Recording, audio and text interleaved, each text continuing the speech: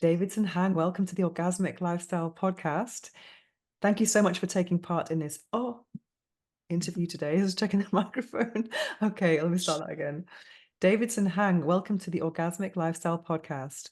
Thank you so much for taking part in this interview today. And for those who are unfamiliar with your work, could you tell us what you do? Yes. So I help like humble high achievers just like love themselves more, and through self-love, they're able to like accomplish more and just be able to check off items on their bucket list. So a lot of folks that have been burnt out from corporate, I've done the corporate stuff for a while. I'm helping them transition to more of like a sustainable work-life integration, um, and just be able to pursue their side passion projects as well. Amazing. So this my mission is also is actually holistic self-love. That's the mission of this podcast, to reach climax in all areas of life. Could you tell us what self-love means to you and why it's so important? Mm. Yeah, I think it's like not worrying about the extrinsic um, motivators, right? Like what other people think, and just doing things that make you happy. And it's that simple, but I think we just have so much societal conditioning, or sometimes it's our parents or just others' expectations. And we end up doing things that we think other people would want us to do instead of actually fulfilling on. So for me, that looked like climbing the corporate ladder, like making more money, like spending money on nice things like nice cars and a new house, and you know, traveling the world because I thought it would look good and people would be like, "Good job, Davidson," pat me on the back, instead of just doing things that I want to do, whether that's like a 16-day solo road trip or just be able to just enjoy myself and just be with people and just go up to random strangers. So recently, I've got up to, when I was in London last week, I went up to 150 random strangers and just started asking them deep questions about their lives. So that was a lot of fun. Wow, that sounds it was very scary to do something like that for a lot of people. So what inspired you to follow this path? Um, I think like a lot of people, I just was just like finding myself, and I wasn't really sure like what the right path was. So I've tried like everything, like all these different meditations, all these different retreats, and all these different coaching programs. And I guess I never really, I was always like seeking fulfillment, but then I realized I was doing it through the wrong channels, which is through like corporate and winning awards and like getting up on stage and climbing the corporate stuff. And then I realized that, huh, like that wasn't as fulfilling, because it was like I would get the high once we win the awards, I would get the high, but then afterwards I was forced to be with myself again. I was like, oh, well, if I don't love myself, then it doesn't matter how successful I am on paper. Mhm. So I read that you spent $500,000 on personal development. Is that correct? If I in my lifetime, if you count like my Okay. entire lifetime, yes, yeah. So I live in Barcelona, Spain. You could probably buy an okay apartment for that price.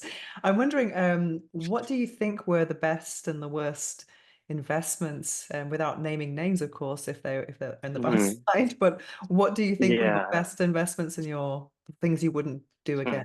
Oh, obviously, we never do anything. We never say never, but like things you probably wouldn't Hmm. choose. Mm.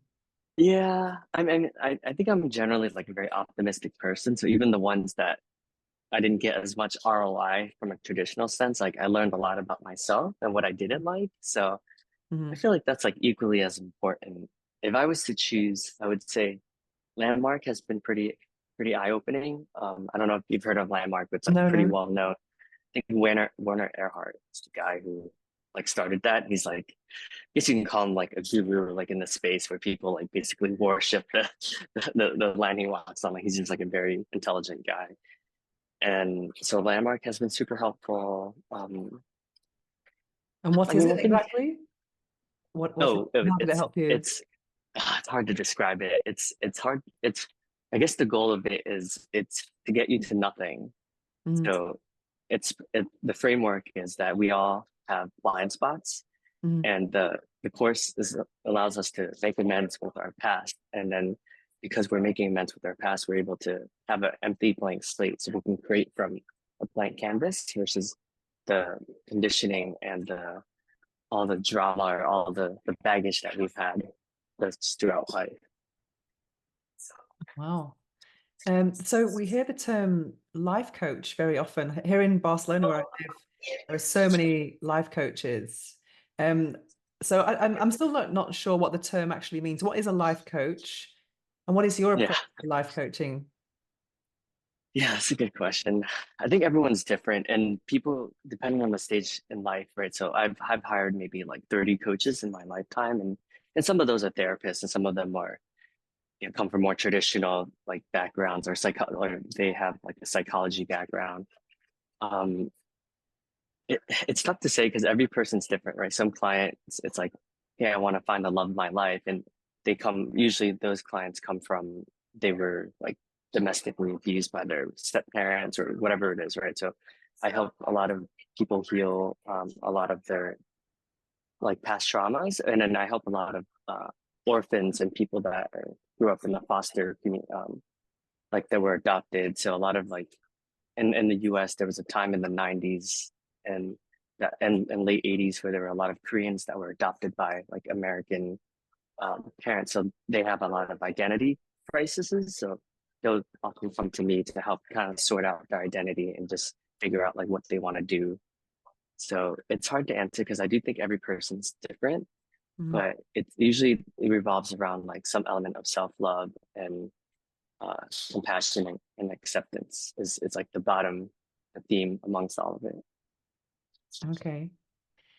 It seems to be a saturated industry, at least from what we can see online. And so, how can someone choose a good life coach? For example, here in Barcelona, where I live, a lot of people are life coaches, but I see a lot of them, for example, who are trying to charge high ticket amounts, but they don't have they're not kind of leading by example. They haven't got their own stuff sorted out. So how, you know what I mean? They're the ones who need the Mm, coaching kind of thing. That when I and yeah. I sometimes think I would never pay you any money. So I mean, a lot of Mm, people in this industry are maybe because I think it all starts with your own journey of healing. That's what mm, attracts people to this yeah. type of industry. But do you have any advice of Yeah. someone who's looking for guidance and what they should look for in a life coach? I think intuitively, like you'll know, like you'll meet someone and you just vibe with them on a different level than everyone else. Mhm. So I do think it's very intuitive. Like I think we can do analysis paralysis and oh, I gotta look at their website and I gotta like make sure their content is resonating with me. But I think when you meet someone, you'll know, you'll be like, oh, this person has good energy. So they're very vulnerable and they're just sharing about like some of the coaches I've hired, they'll share about their porn addiction or how they lacked intimacy with their spouse and how they were able to overcome that. Or they'll talk about how they're addicted to video games, so you'll be able to see yourself in their shares. Those are the ones I've enjoyed the most because they're just very open about some of their insecurities and how they were able to overcome like many of their addictions, whether it's like work addiction or being addicted to being like moving up the corporate ladder and then neglecting their family or their well-being. So those are the people that I have personally resonated with. But I think you'll know when you meet someone like you said that you met some people that's like, okay, I would never pay you that, right? To your point, I think there's a lot of people like that, but there's also a lot of good people as well. Like with anything, I think you just have to trust yourself and yeah, of course, maybe a couple times like it won't work out and you'll work with them for a couple months, but then you'll find someone new. Um, just going about life, you'll meet people that will come across your life and you'll be like, ah, like I feel like I can learn a lot from this person. Okay, so I read you've done some work with LinkedIn. Is that correct? What have you done exactly? Yeah, LinkedIn was an interesting place. It's a there's like a big emphasis on diversity, inclusion, and belonging.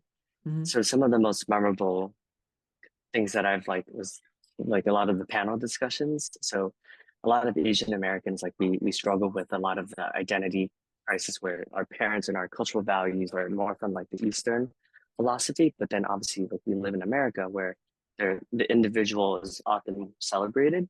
So Mm. it's like so I've have led a lot of workshops and facilitated a lot of events where a lot of the Asian American experience, like just trying to find ourselves, like, hey, like how do we fit in the society? And that's been extremely rewarding. And do you have any tips about how we can build a LinkedIn profile? I'm actually working on that a lot over the last few months. Have you got any tips for me or I anyone? think I think what you said was really astute. I think just being super vulnerable, like very like being authentic, just sharing about our insecurities and some of the problems and challenges we faced. So I think on LinkedIn especially, like everyone's like, "Oh, look at me! Like I'm Yeah, awesome! Like all these awards, right?" I think people that usually like those, like they just it's like we're like robots. We're just like scroll like right doom scrolling. But I think and it's always harder to do this, but the more vulnerable you can be and just share, like, hey, these are my challenges. This is like how I messed up. This is how I was a horrible husband, blah, blah, blah. You'll see that you'll build a more authentic following and people will reach out to you and they'll often share with you like, wow, this is what I got from whether it's your podcast or your article or your newsletter. And you'll find a pretty strong community because everyone is always like, look at me, if you're one of the very few, like maybe 2 or 3% that is actually super vulnerable, you'll stand out from the competition.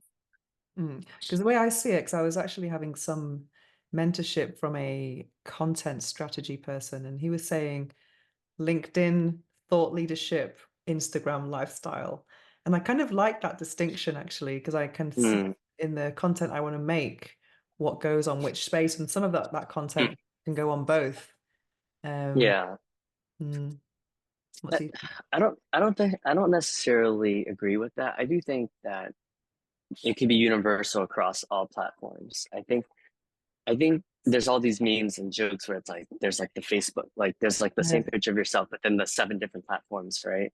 Mm, I have found actually that people just love authenticity and people love vulnerability. So I don't know.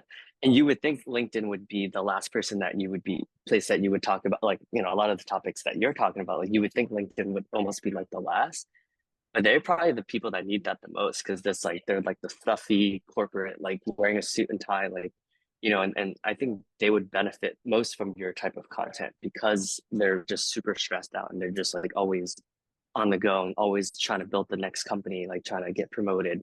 So I, but I think Instagram is it seems like has a very strong following with people around my age. I'm 36. I feel like everyone that's my age is like very, very, um, feels like very connected to Instagram. And then I would say that LinkedIn is for high achievers, it seems like.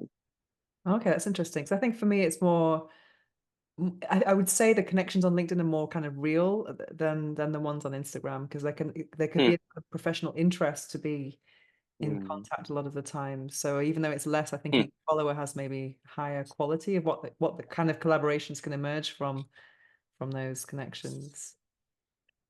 I do think the average person on LinkedIn makes more money. Like they just Mm, have more disposable income. So I do think if you're trying to grow your business or you're looking for people that can afford whatever it is that you're selling, whether okay. it's a coaching program or retreat, or I think LinkedIners tend to have a lot of disposable income, so they're more likely to actually spend on whatever it is that you're helping them with compared to Instagram. I feel like a lot of the folks on Instagram I've met are still trying to like find themselves and are like a little bit, I wouldn't say like behind, but a couple stages like in their journey in terms of like figuring out like what they want.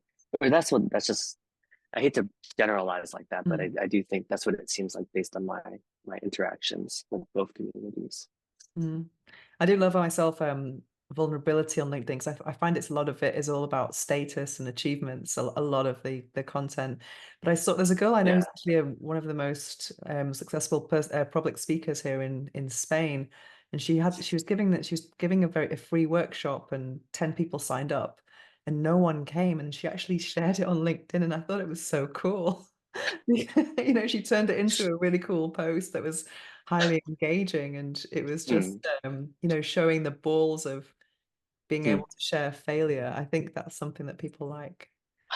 It, yeah, it's funny. So one of my friends, he shared very vulnerably about how as a manager, like, and he's like a gay male, like a tall white male.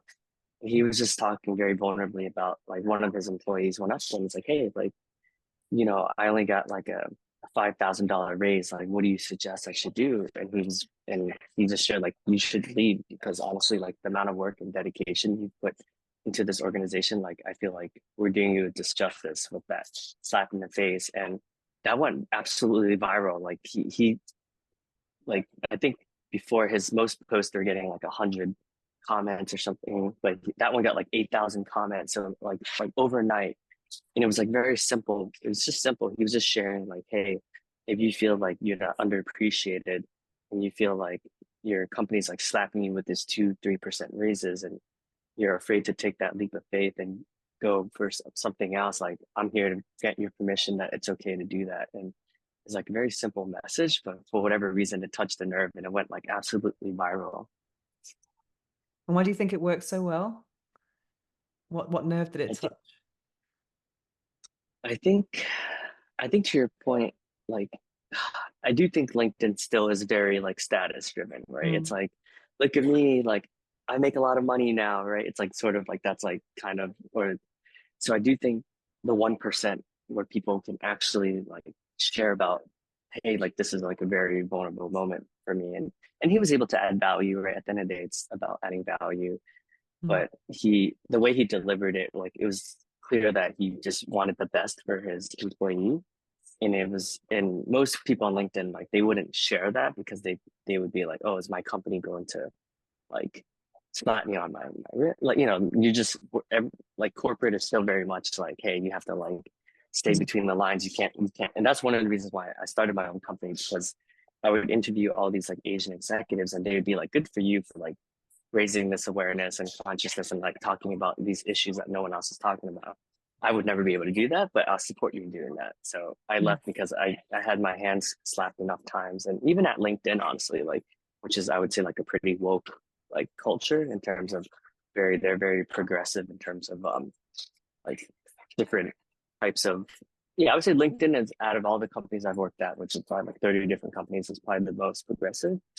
But even they were like, hey, like slow down, like you shouldn't be talking about that, and Mhm. I had my hands slapped enough times. I'm like, you know what, like I need to go on my own because I need to talk about these like more difficult topics. Wow, 'cause I think a lot of the time, well, for most people, our identity is just stuck to our what we do for a living, our profession. It's so much a part of who you live. And this is just speaking to you now, it's come to Mm. mind about all the times I got sacked. Like when I was in my 20s, I came to Barcelona with 400 euros on a night train. It was a real adventure, and I got the Wow. worst job of the world. I was knocking on doors selling fiber optic internet, and I could barely speak Spanish. And I got Oh my sacked God. after 5 weeks.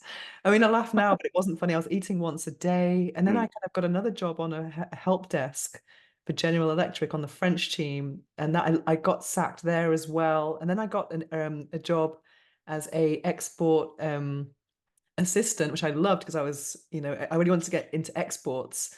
And then after a while, they brought just I was kind of giving admin support to all the export salespeople. And then some commercial Mm. director comes in and says, no, all of the salespeople must do their own admin. So they're going to put me in the reception and that for the same money, but it was just like there was no internet on the computer, so I was just like accepting packages all day, and it was just like mental torture. It was so bad, but it just felt like constant bad luck, and I was just feeling like undervalued, and it's just a horrible feeling just to when you've been sacked. That happened in the time of a year, so I always had this paranoia of going to work and finding an envelope on my desk. It was so Mm. awful. Yeah, and it made me a bit of a workaholic and a bit paranoid. Mm. Yeah. I think especially in the US culture, that I think America is like notorious for that, where at least in Europe, like people, when you talk to people, they don't always ask like, hey, what do you do for a living, right? Like, what do you do for Mm. work? It's who But you in are, you. America, Yeah. yeah, and in America, that's what the first thing everyone always asks is like, what do you do? And I, I think it's starting to change with the new generation, but I think we have a long way to go. But also I find that when people who are very much in that kind of LinkedIn space or that, professional corporate space, when they talk about friends or people they know, then they'll say this guy who's a this, it's like Mm, Well, I have a very good friend actually. I don't even still don't know what she does. I mean, like, I've asked her a few times, but we never talk about that. We just talk about spirituality and mm, mm, love and things like that. But it's interesting how some mm. people just, that's the label. It's like, oh, this guy and he's a this and that guy, she's a this. And Yeah. yeah. Hmm. Yeah, especially at LinkedIn. That's one of the reasons, like in some ways, the LinkedIn experience was very confronting because it forced me to really grapple with like what is my identity because I was spending basically I think I got into the office at like 7 a.m. and then I left at like 8 p.m. every day. But LinkedIn made it fun. Like there were like always events and panel events and there was always like networking with other tech organizations. So it wasn't all like work, right? Mm. But and then we worked in the Empire State Building, Oh and wow. I was forced to like being in the Empire State Building in the middle of like, one of the busiest cities in the world, right? To like the pandemic, and then being forced to just work remotely where there was less intimacy, right? And that really blew my like that really was confronting because I had no identity. I was like, oh, like, who am I if I'm not like the mayor of LinkedIn, you know? Mm. So that I think that forced me to really find myself and in isolation, like I was able to be like, you know what, like I don't need to be like the guy that's emceeing every event or that's being able to throw all these crazy events where like hundreds of people are showing up, right? And then that's when I started to realize like, okay, like I'm okay with myself. I don't need to be successful in order to like love myself. And that's what started the whole journey. So it was very confronting, but it was I would say LinkedIn kind of helped me realize that because I was just investing way too much energy that my marriage was neglected. Like like I stopped talking to my family. Like I was just so focused on like moving up and making more and networking and all this stuff. I think it's fair to say that status and achievement would be a value or how people value success or how they think of success. But what do you think of success? What is success for you right now after this journey or during this journey that you've made? Hmm. I think it's like interacting with interesting people like yourself. Like I Oh, do thank you. think um I'm a firm believer. I like variety, so I do like trying different things and experiencing different things, whether that's travel or just anything new. Like if you've never been to a meditation retreat, like try that. If you haven't been to a different country, try that. Right. So I personally think it's being able to pursue the passions and the hobbies that you have, and to be able to have a deep, rich, meaningful relationships with people and yourself, of course. Okay, so tell me about this. Speaking to 150 strangers in London. What was the purpose of that, and have you been doing that for a long time? Is that something you do generally? Try to speak to strangers? Mhm. Yeah, I would say yes and no. I have this mission called the 100 Million Lives Movement, where I want to inspire people I want to be able to impact 100 million lives. So that's a combination of social media. And I guess I was just trying to prove that you never know who you're going to meet. So I'll just go up to random people and just ask them how deep questions about their lives. And there wasn't one person who I didn't like, fall in love with, like when I got to know them, right? Like a random stranger. So I was just helping people see like the beauty in humanity instead of like all the negative. Like social media is like can be very triggering, right? It's like okay, let me prey on people's um, emotions that are usually in a negative way, right? It's like fear or hatred or racism or whatever it is.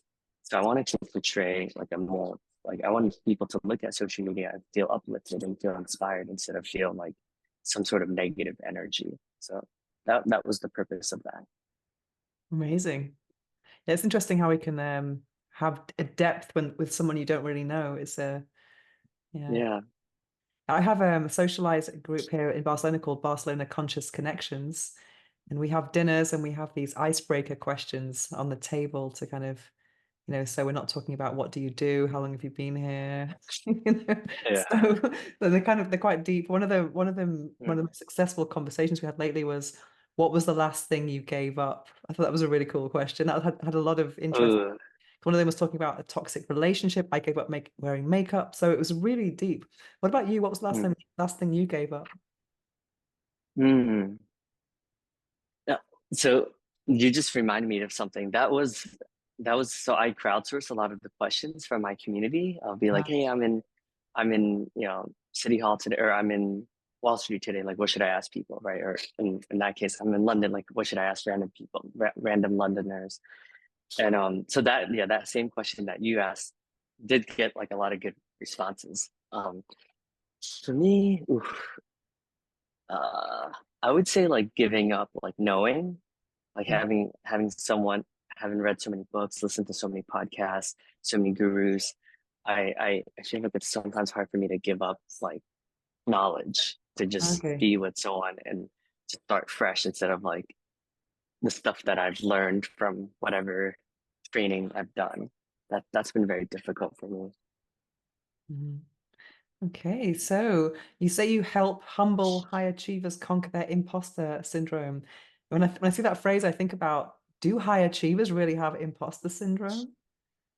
Hmm. I do think the highest achievers actually are the most insecure, actually, Okay, because we and all of us we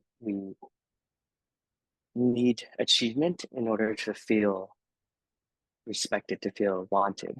So I do think that people that aren't out there changing the world and like making things happen are actually more secure than folks who um, perceive or portray or project like this image of success. interesting. And how do you help them with it? How do we get over imposter syndrome? Um, there's the framework that I've used is like there's like three things. One thing is like bring levity to name all of our like insecurities. So I was able to name, and then I go through the steps, but I was able to name my insecurities, my survival or fight or flight mode, judgmental guru, big hero no, and optimistic orphan. So that's when I'm triggered. Mm. So I help people be able to find what those three words, and then we'll name it together. So we'll be able to like bring levity to something that's like otherwise like pretty confronting. And then I help them find their uniqueness or their unfair advantage or their secret sauce. So everyone has, so there's like a bunch of exercises I do to help people realize that. And the last part is just like making amends, like just healing the past. And that usually is like do a bunch of exercises that help people be able to see, oh, there's usually like a teenage moment, a child moment, and an adult moment. And once they have insight into those three moments, they won't let the unconscious like consume them and run their, but they're able to choose consciously instead of like um, a lot of the unconscious ways of being. So apart from coaching, what else are you doing? So you've written two books. You're a speaker now as well. What else do you do? What is your what do you do at the moment for work as apart from coaching? Yeah. Yeah, I have a mastermind. So like yesterday we wrote like the exercise we did was writing our eulogy. So that was Hmm. interesting. That was like very eye-opening for some people Oh, who just wow. focus. Yeah, like so that was fun. So I do like exercises like that. I'll do in-person workshops as well, like how to Mm. build more authentic relationships through vulnerability. It's a topic that I facilitate, and then I help corporations as well with more of like the team bonding and like morale and boosting employee morale for like tech companies that are like burnt out from just trying to make the stock prices go up, right? So I help with a lot of those as well. So everything you do, what do you enjoy the most? I think going up to random strangers is the Oh, most fun. really? Not just I a just, I hobby, can't, and that's a hobby, yeah. or yeah. I don't know how I'm able to be able to monetize that, but and hopefully, make people by just people really connecting with the content, I'll be able to make money as a, YouTube and all these platforms to be able to. But as you know, like a lot of these platforms, it's like there's like a formula that works, right? So this Mm, is a little bit different. So I think I just have to get better at it as well. I think I'm still trying to figure out like what works and what doesn't work. So it's a lot of trial and error. mm. So I said I've seen you've written a book called Redefining Masculinity. Why do we need to redefine masculinity? Yeah, I think a lot of men don't have a safe space to process a lot of these like more difficult emotions. So I created the book to help people feel like men feel like they're not alone in feeling a lot of these like discomforts or just a lot of their insecurities. So I was able to share a lot of stories about like what it's like to be bisexual or biracial or to be scared of being a father, and it just created with my men's group, they inspired me to just share a little bit about, how to deal with grief, like how to process, how to have a healthier way to deal with anger and sadness. So it's just a collection of stories of men just dealing with life and just to normalize it. Okay, so you have a men's group as well. Mhm. Can you tell us about that? Yeah, yeah. It's so similar. I noticed that a lot of guys, like at least maybe because I'm in New York City, a lot of the men were just like on the hamster wheel, like just chasing that promotion. Like, I got to move up at JP Morgan and Fidelity and Santander and like all these different organizations. And I would meet with them and I could see like there's like an angst, like a sense of like, and there wasn't like a safe space. So, and this started during the pandemic. So a lot of it was like out of a need, like we were all just lonely and we just were like craving like intimacy. So I would create these spaces where men would just be able to cry and just like share like, hey, like, my mom just passed away and like it's been really difficult for me and just, and then I would facilitate that sort of through like kind of like group coaching, and then all the men would be able to offer support and just share about like how they were able to process like their parents' deaths and stuff like that. So that's been super rewarding and probably one of my proudest achievements, I think, in life right now. Amazing. What about the Great Pause? Yeah, yeah, that was difficult because being someone in New York City, like we're Oh, I can just go, imagine. go, go.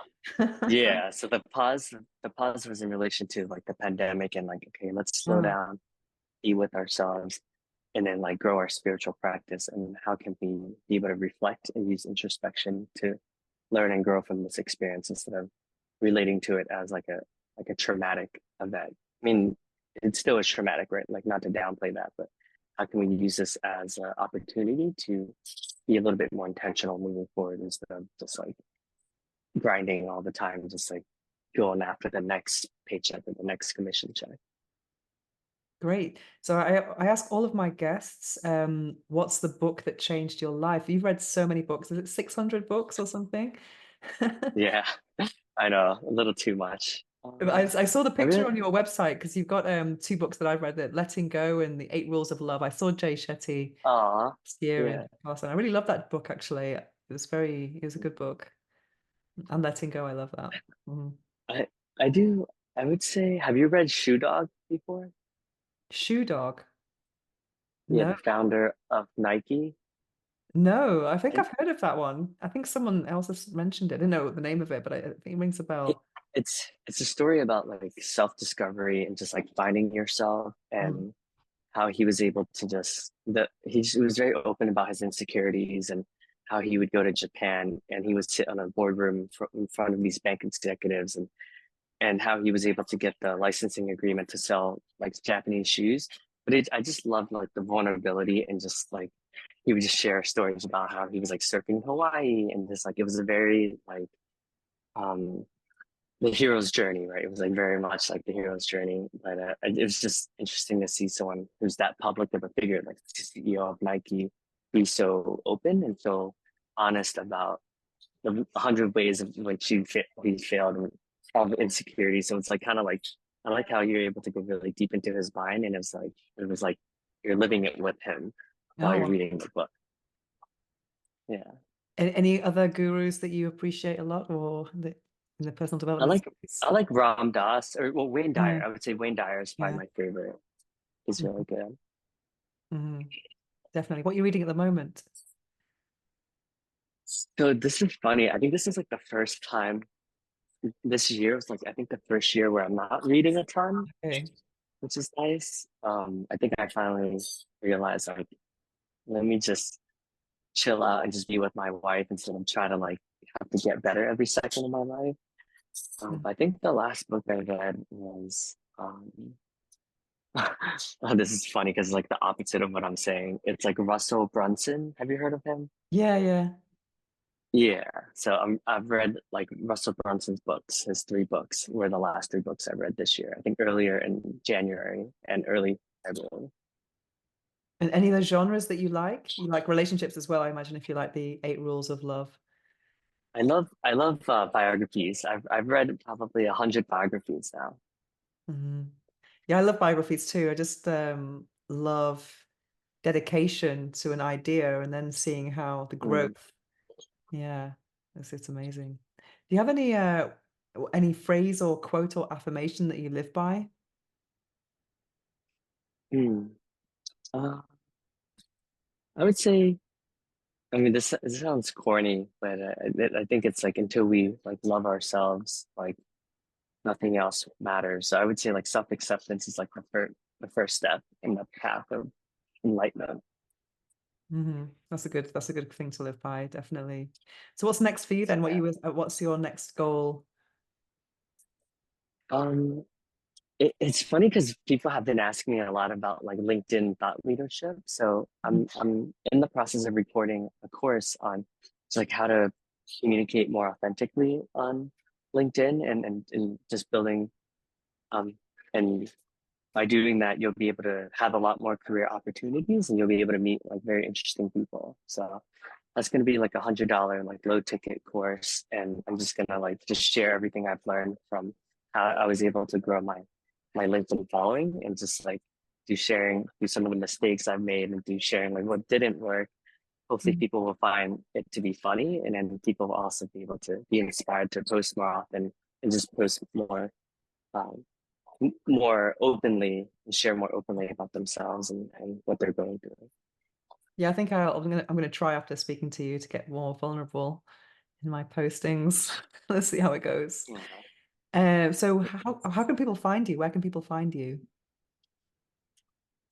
I'm biased because I used to work at LinkedIn, so I do think LinkedIn is the best way for people to get in touch with me. I'm super active on there, but I'm also pretty um, active on all the social media platforms, pretty much. So you can just type my name, Davidson, and you'll find me across every platform at this point. It feels like every platform. You on TikTok as well? Yeah, TikTok is like I feel like the younger generation love like when I go up to random strangers that are anyone who's younger than 30, I feel like is all about TikTok, where when Yeah, I go up to them and then I interview them, they're like, "Are you going to be posting this on TikTok?" So it's like I feel like I have to get good at TikTok because it just seems like that's where everyone or a decent chunk of the younger generation is focused so much energy on that platform. definitely. And I like the fact that it's just a video and not a caption, really, from like, yeah, Mm, it's quite mm. interesting. So thank you so much for joining us today on the Orgasmic Lifestyle Podcast. Been a real pleasure. Yeah, likewise. Thank you so much, Venus. I appreciate what you're doing and can't wait to support you and your post on LinkedIn. And yeah, I mean, it takes courage. I mean, it's hard to be that consistent where you've had this many episodes, right? I've done I think 300 podcast episodes total, and it wasn't easy, but it was fun. Like you said, like it's like it doesn't feel like work, right? Like this is enjoyable. So So thank you for creating the space. you have done yourself produced yourself 300. Yeah, Oh. yeah, it's been a journey. Um, I started doing it because like I was meeting interesting people like yourself, and Uh-huh. oh, I would love to share you with the world, you know. And then I kept meeting interesting people wherever I went, and then people would introduce me to and then it started growing. And then LinkedIn, I think, was when it really took off because I would interview like a lot of the most interesting people at LinkedIn that were winning all the awards, and then I noticed that even though on the outside, like they were these like high achievers, they would after the interview, they would say like, "Oh man, like was it good? If it wasn't good, like you can delete this episode." And that blew my mind because I'm like, what do you mean you like rocked it? You crushed it." So I think that's what made me realize like, oh, actually the higher achievers actually it feels like they're actually sometimes the most insecure, right? That's why they're trying so hard to like win every award and then speaking for myself, like I was one of those people. So I was like, okay, like I could see where they're coming from. Like that's why I wanted to get, do 300 podcast episodes because I wanted to be liked and appreciated by everyone. And then now I do less, but I still do it because I just love, sharing people with the world. Yeah, I mean that's a great philosophy. I mean, I have amazing guests on this podcast, and every podcast interview for me is like my own personal coaching session. And I feel Uh, because sometimes with the time difference, sometimes I'm just looking at the wall after, just like wow, because I'm kind of a mm, bit starstruck, or I kind of mm, it gives me a new way of thinking about something. Like with you now, I think I'm thinking more about vulnerability and having a more holistic approach to the space mm, of LinkedIn, or just in my to my content in general. Because I sometimes feel like I shouldn't be expressive because it's a taboo mm. topic, something, and oh, don't offend anyone. But really, I I, need to come out more and just kind of do it anyway. yeah, I think you'll get actually more engagement just because that is so different than the average LinkedIner. Mm. So you'll actually more likely to go viral, in my opinion, just because it is much different than what people expect. And people like variety, in my opinion. Like people like controversy. Like I do think that's like a human. People like polarizing topics. So I think you'll be surprised at how viral I think that these topics will be for you. Amazing. I'm going to make a list of all the crisis points of my career and then try and Oh make some content from those. yeah. Yeah, Yeah, you'll get so much engagement. People love that stuff. Like especially on LinkedIn. Like, it's like, yeah, you'll get so much engagement. I'm curious to see what you put out there. amazing. Well, thank you so much. And Thank you so much.